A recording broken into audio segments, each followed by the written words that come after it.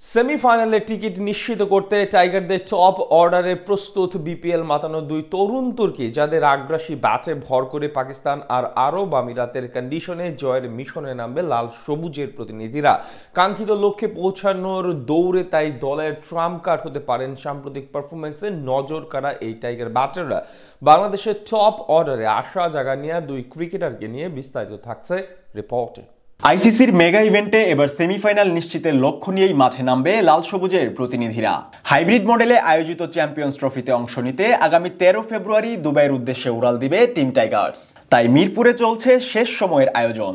দলের প্রধান coach Phil সিমন্সের নেতৃত্বে কঠোর অনুশীলনে মরিয়া টাইগারদের টপ অর্ডার ব্যাটাররা। কেননা বাংলাদেশের ব্যাটিংয়ে ভালো করতে সবচেয়ে বড় ভূমিকাটাই রাখতে হয় টপ অর্ডার ব্যাটারদের। এর আগে নিশ্চিত জয়ের অসংখ্য ম্যাচে হতাশ হয়ে ফিরতে হয়েছে কেবল টপ অর্ডারে রানের ধীরগতির কারণেই। এদিকে কিছুদিন আগেই শেষ হয়েছে মাসব্যাপী চলা বিপিএল আসরের, যেখানে ব্যাট হাতে রীতিমতো চমক দেখিয়েছে চ্যাম্পিয়ন্স ট্রফির স্কোয়াডে থাকা দুই টাইগার ক্রিকেটার। আসরের নামি দামি ব্যাটারদের পিছনে ফেলে টপ অর্ডারে নিজেদের সক্ষমতার প্রমাণ দিয়ে আশা জাগিয়েছে চ্যাম্পিয়ন্স ট্রফির মিশনেও। এই তালিকায় প্রথমেই থাকছেন ঢাকার ওপেনার তানজিদ তামিম। 11তম আসরে সর্বোচ্চ রান সংগ্রাহকের তালিকায় জায়গা করে নিয়েছেন তরুণ এই ব্যাটার। 12 ইনিংসে 485 রান সংগ্রহ করে দখলে নিয়েছেন তালিকার দ্বিতীয় স্থানটি।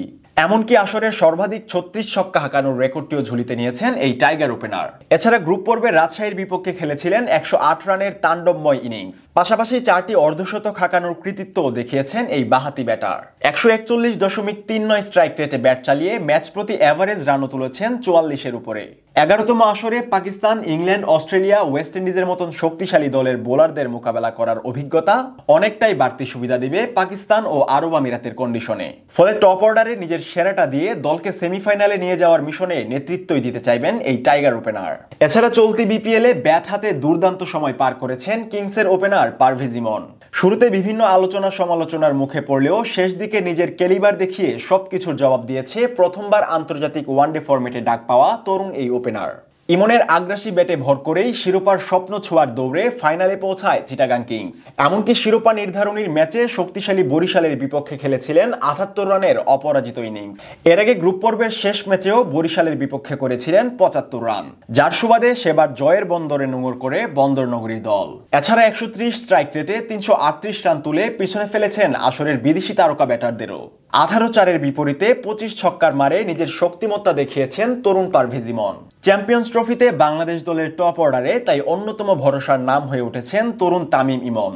নিজেদের প্রথম ম্যাচে ভারতের বিপক্ষে ভালো করার বাড়তি সুযোগও হাতছানি দিচ্ছে দুই টাইগার ব্যাটারকে, কেননা ইতিমধ্যেই ছন্দপতনের খবর এসেছে প্রতিপক্ষের বোলিং ইউনিটে। অতএব নিজেদের আগ্রাসী ব্যাটিং দিয়ে সেমিফাইনালের পথ সুগম করার মিশনে দলের ট্রাম্প কার্ড হিসেবেই আবির্ভূত হতে যাচ্ছেন এই দুই ক্রিকেটার, এটুকু আপাতত বলাই চলে।